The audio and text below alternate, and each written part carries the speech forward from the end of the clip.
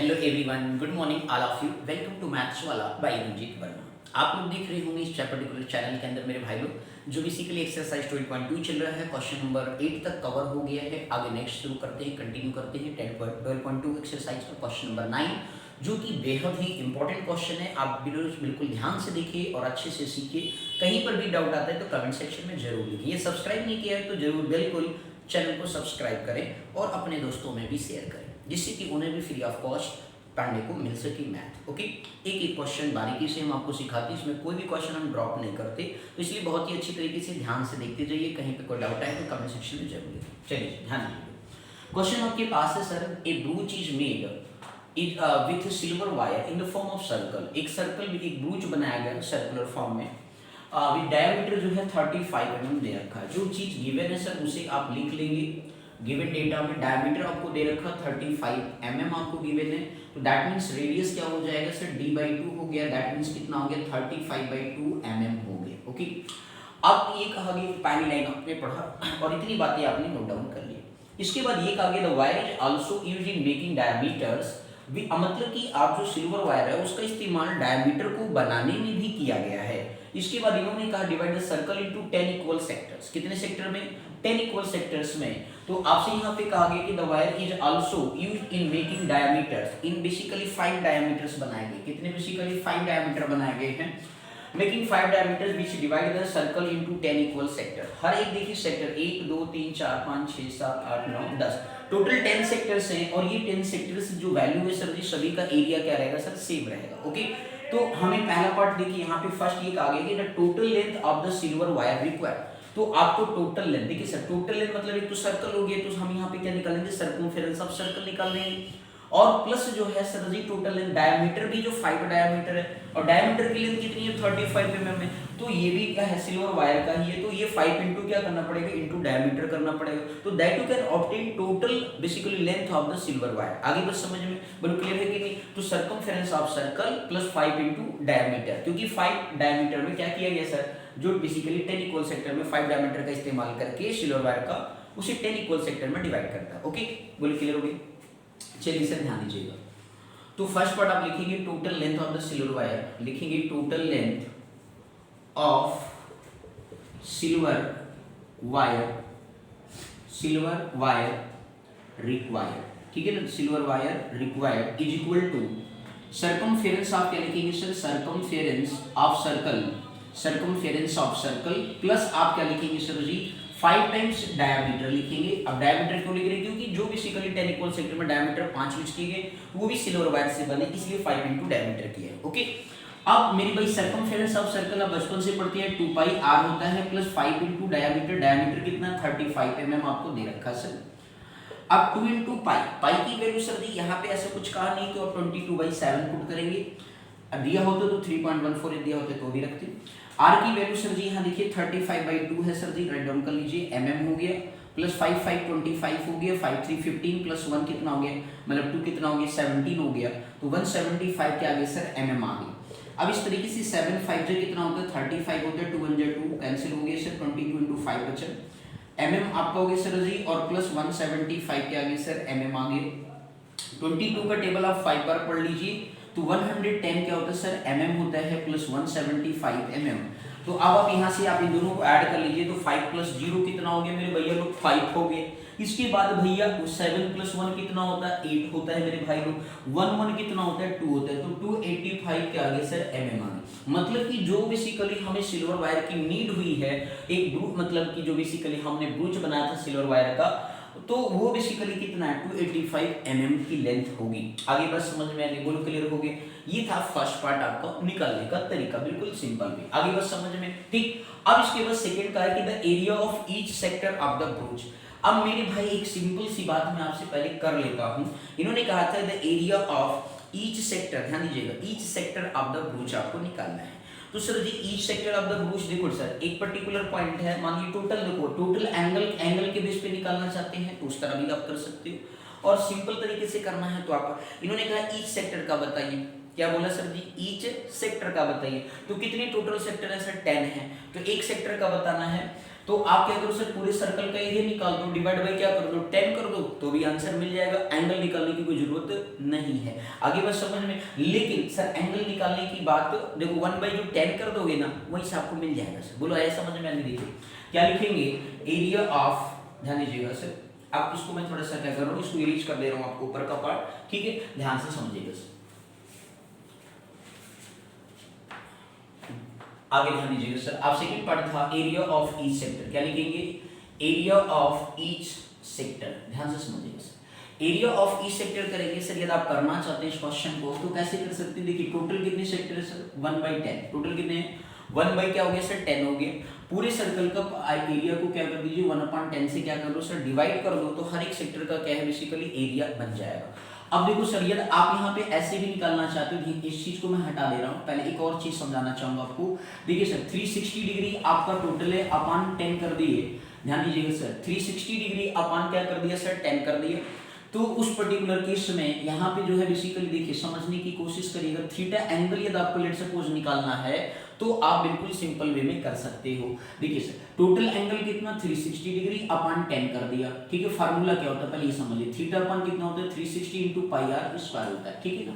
हमें sir theta नहीं पता है, तो मैंने कहा ये कंप्लीट एंगल कोई भी एक पॉइंट एंगल जो होता है कितना होता है 360 डिग्री होता है। तो आपने क्या किया थीटा 360 डिग्री अपान कितना हो गया सर जी 10 हो गया, क्योंकि टोटल 10 सेक्टर है, तो कितना आ गया सर 36 डिग्री आ गया, कितना आ गया 36 डिग्री आ गई, ठीक। तो मतलब एक सेक्टर का जो एंगल आ गया वो 36 डिग्री आ गई, ठीक। अब यहाँ पुट कर दो मन के, तो भी वही सेम चीज आएगा 36 अपान 360 पाई मतलब 22/7 एंड 35/2 का क्या बन गया होल स्क्वायर हो गया। अब 36 का टेबल देखो 10 बार पढ़ोगे तो 360 हो जाएगा, ठीक है ना। देखो 1/10 आया कि नहीं है, बाकी पाई आर स्क्वायर हो गया, ठीक। ये चीज हम आपको पहले से कह रहे थे, लेकिन चलो आप सेक्टर का जो फार्मूला जानते हो उसी कॉन्सेप्ट से करो, ठीक है ना, अच्छा रहेगा आपके लिए। बोलो क्लियर हो गया।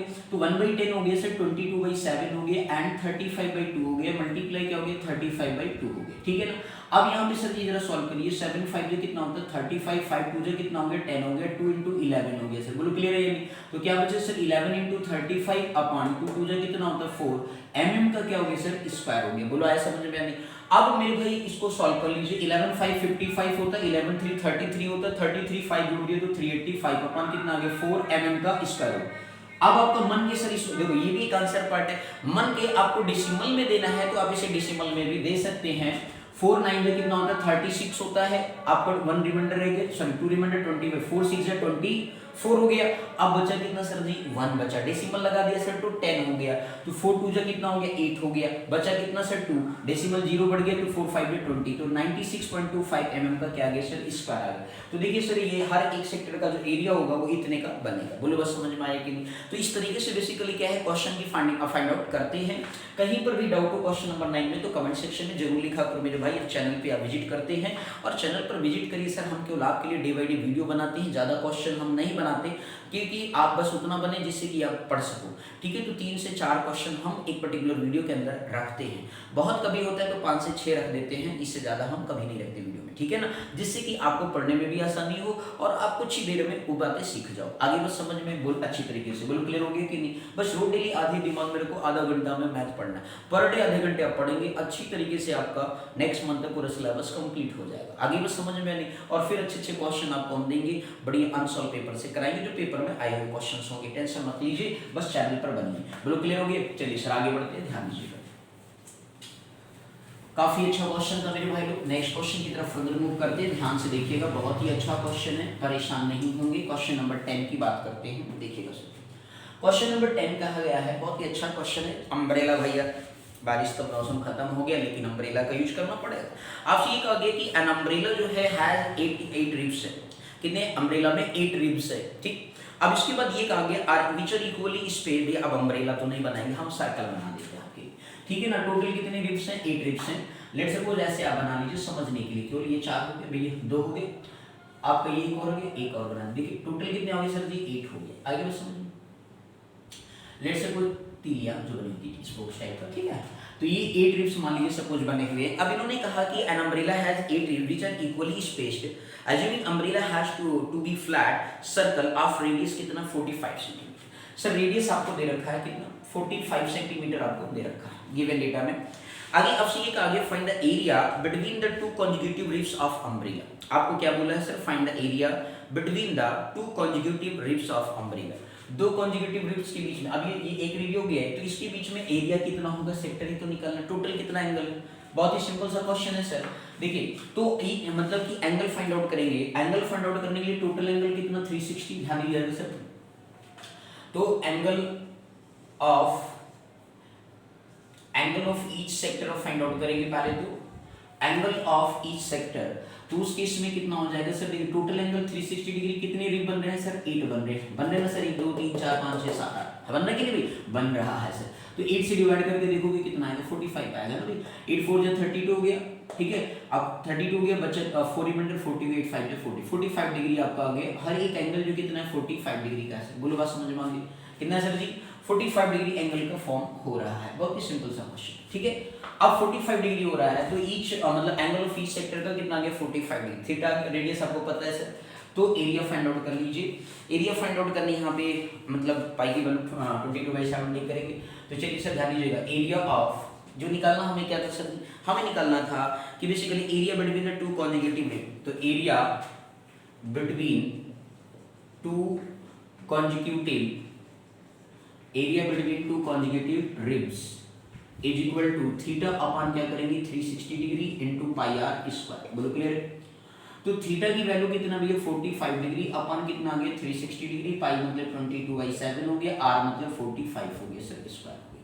और इसके बाद सेंटीमीटर है भैया, तो सेंटीमीटर का क्या कर लीजिए, स्क्वायर कर लीजिए, कोई दिक्कत नहीं। 45 का टेबल 8 बार पढ़ लिया, 1/8 आ गया, 22/7 हो गया सर जी, 45 इंटू कितना हो गया 45 हो गया, सेंटीमीटर का स्क्वायर आ गया। अब मेरे भाई यहाँ पे जरा देखिए 8 है तो 2 से कैंसिल करना चाहिए, तो ये 11 आ गया और ये 4 आ गया, तो वह ये आपके पास कितना हो गया, आप यहाँ पे ध्यान से समझिएगा 1/8 आपके पास आ गया सर, ठीक है। इनटू जो है 22 बाई कितना हो गया सर 15, ठीक है। अब यहाँ पे आप इसे सॉल्व करें तो 4 7 28 होता है। अब ये 11 इंटू 45 इंटू 45, सर आपको मैं इसका स्क्वायर वैल्यू निकालना सिखा देता हूँ, कुछ नहीं करना है, 5 का 25 लिख देना, 5 5 जा 25, 4 का नेक्स्ट जो नंबर होता है वो 5 होता है, 4 5 जा क्या हो गया, दोनों का प्रोडक्ट कर दो सर 20 आ जाएगा, बोलो क्लियर। ये स्क्वायर वैल्यू होता है सेंटीमीटर का स्क्वायर।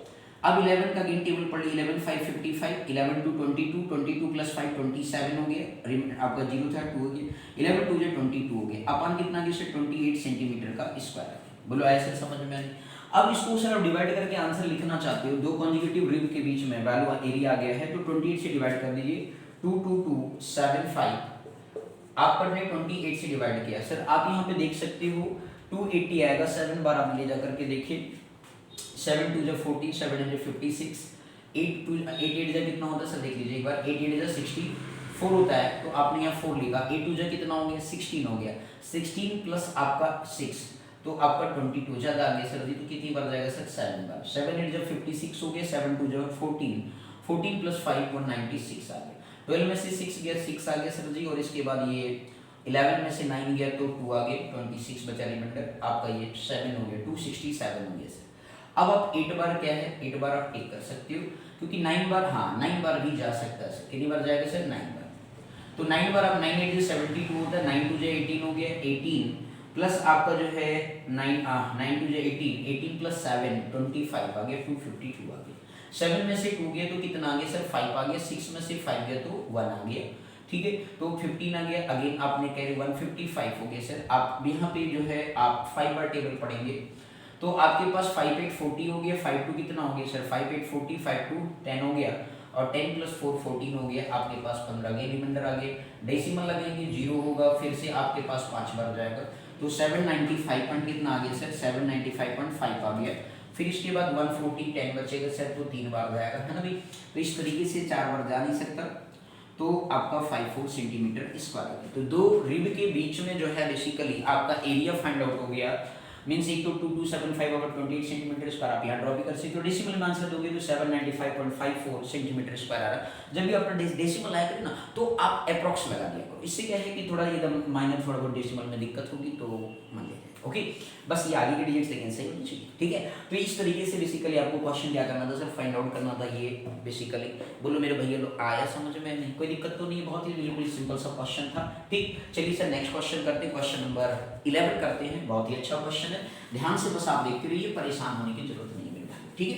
चलिए सर क्वेश्चन नंबर 11 की बात करते हैं, काफी अच्छा क्वेश्चन है, ठीक है। ध्यान से बस आपको देखना है। क्वेश्चन नंबर नेक्स्ट है सर जी 11। क्वेश्चन नंबर 11 में जब आप बात करेंगे, यहाँ लिखा है ए कार हैज 2 वाइपर्स। आप देखोगे कार होता है सर, वाइपर लगे होते हैं क्या फ्रंट ग्लास पे, जो बेसिकली क्या करते हैं जब बारिश वारिश होती है तो उसको क्या करते हैं सर, रिमूव करने के लिए वाटर को क्या करते हैं सर, वहाँ पे वाइपर लगा होता है, ठीक। अब इन्होंने कहा कि a car has 2 wiper which do not have overlap. अब वो दोनों ओवरलैप कर देंगे तो मामला गड़बड़ हो जाएगा, वो एक साइड इधर एक लगा होता है, एक इधर लगा होता है। तो इस तरीके से क्या करता है सर, ऐसे ऐसे आपका बेसिकली चमत्कार करता है, पानी को हटाता है। आगे बस समझ में सर जी, और फिर आराम से आप देख सकते हो, चलाने वाला गाड़ी तो ये देख नहीं पाएगा तो चलाएगा तो पता लगेगा, जय माता दी ठोक देगा, है ना भाई। तो आप ध्यान दीजिएगा, तो आपसे ये कहा कि a car has 2 wiper which do not overlap, each wiper has a blade of length 25 centimeter sweeping through an angle of 115 degree. अब आपसे ये कहा गया कि लेट सपोज वो बेसिकली वाइपर जो है 150 लेट ये इस तरीके से 115 डिग्री तक क्या करता है सर, स्वीप करता है, मतलब पानी को साफ करता है। उसकी जो लेंथ दे रखी है सर स्वीपिंग का वो 25 सेंटीमीटर, दैट मींस आपको क्या दे रखा है सर, रेडियस दे रखा है। ये आपका बेसिकली वाइपर है, ठीक है, कार का वाइपर। तो अब यहाँ पे ओ ए और ये बी हो गए सर, 25 सेंटीमीटर का आ गया। इसके बाद इन्होंने कहा sweeping through find the total area clean at each sweep of the blade. At क्या बोला sir, find the total area clean at each sweep of the. जब टोटल एरिया निकालना ईच स्वीप का, तो यहाँ पे अभी बार रखना टोटल एरिया निकालना, तो दोनों को क्या करना पड़ेगा सर, 2 से मल्टीप्लाई करना पड़ेगा, ओके। तो चलिए सर फाइंड आउट करते हैं। रेडियस आपको गिवन है, तो रेडियस मतलब आपको दे रखा सर 25 सेंटीमीटर, थीटा आपको दे रखा 150 डिग्री। तो आप निकालेंगे area of one blade find out कर ले पहले, ठीक है ना। वाइपर जो ब्लेड आपका लिखा है, ब्लेड ऑफ लेंथ दिया गया था, तो एरिया ऑफ वन ब्लेड आप फाइंड आउट कर लीजिए, वन ब्लेड। तो उस केस में जो है वन ब्लेड का फाइंड आउट करेंगे, लाइक दिस, इधर भी होगा ना दोनों साइड, तो इसलिए तो एरिया ऑफ वन ब्लेड अब यहाँ पे फाइंड आउट करें। पहले area of clean at sweep of the blade, तो area of one sweep of blade ऐसे लिख लो, area of sweep of one blade, ठीक है, ऐसे लिख लीजिए, कोई दिक्कत।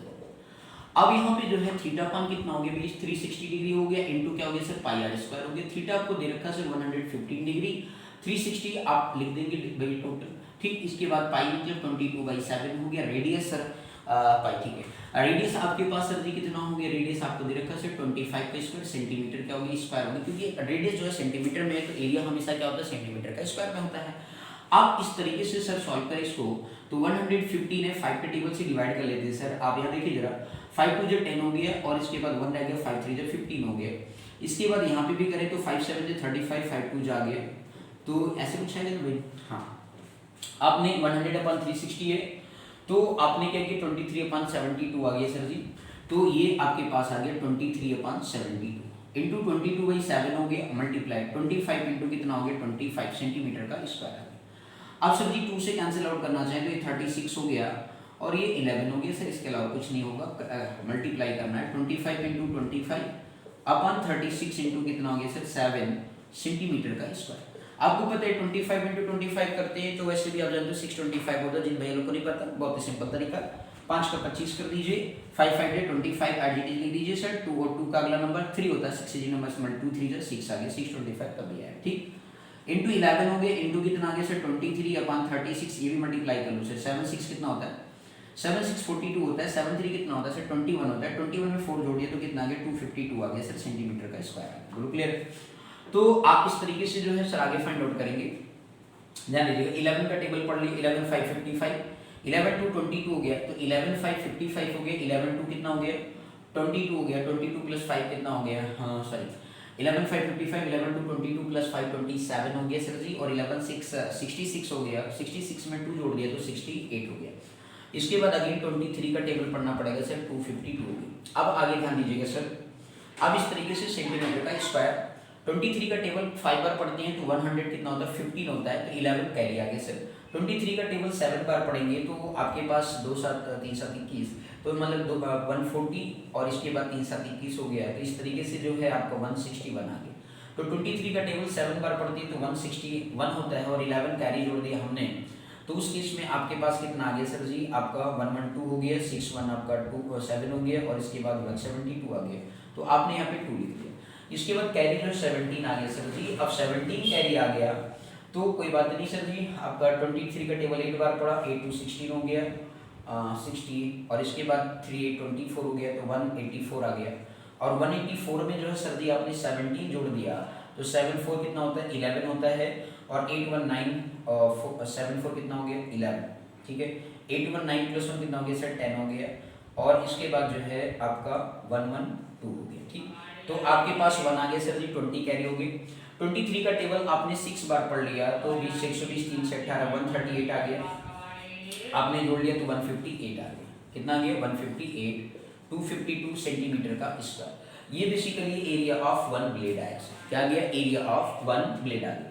आपको एरिया टोटल दिखा था कि find the total area clean at each sweep of the blade, तो अब आगे लिखेंगे टोटल एरिया ऑफ, जो लिखा हुआ इसे लिखेंगे टोटल एरिया क्लीन्ड,